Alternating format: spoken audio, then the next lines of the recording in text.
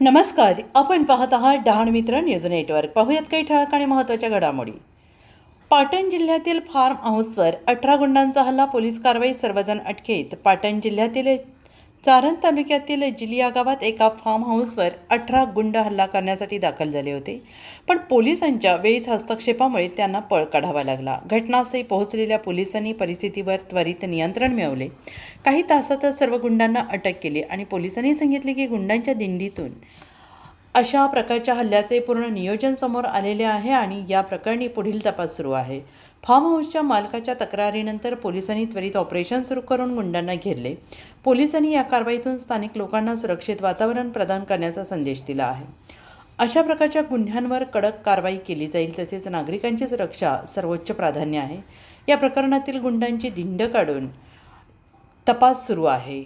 स्थानिक पोलिसांनी भागातील नागरिकांना सावध राहण्याचे आणि संशयास्पद हालचाली ताबडतोब पोलिसांना कळवण्याचे आवाहन केले आहे।